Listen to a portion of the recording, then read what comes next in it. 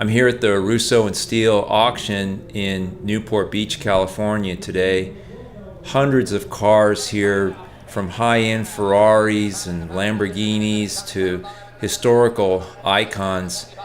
You know, when I'm at a show like this, I like to imagine the stories behind these cars. Sometimes they have signage that tells you the stories behind them, but other times they don't. And I always like to look inside the car at the driver's seat, at the gear shift, and look over the dash and imagine what was it like to drive this car back in the day when this was on the road or on the racetrack. You know, the car vibrated, the sound that the car made, the smells of the car, just the whole experience of, you know, what was it like. And one of the cars I found myself imagining a story on like this was this 39 Ford pickup here. You know, when I see an old Ford like this, I always like to imagine it sliding around a corner on a dirt road in the Appalachian Mountains, making a run from Tennessee down to Atlanta with the trunk or in this case the bed full of whiskey with a Fed hot on their tail.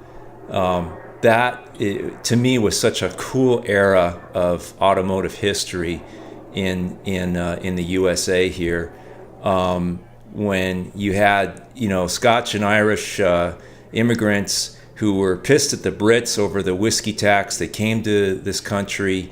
They moved, at the time in the 1800s, they moved to the South to be as far from the government as possible and made their whiskey. And there was no way they were going to put up with Prohibition, or even after Prohibition ended in 33, then they were taxed, and there was no way they were going to put up with that.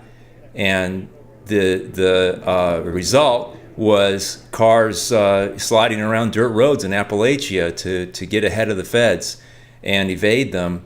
And the drivers got so good that after a while they started thinking, you know what, we should race each other. And a guy named Bill France organized them all, and before you know it, we had NASCAR. It's stories like that that just really get me going at shows like this. And this car here is a little late for that era, but it still really reminds me of it. And when you look around at all the cars here, there's got to be just hundreds and hundreds of stories that are just as interesting and fascinating. And you know, you got to come out to the show, because a lot of times the owners are here and you can talk to them and find out the stories behind the cars. So anyways, hope you can make it out to the Russo Steele auction in Newport Beach and have as good a time as I'm having right now.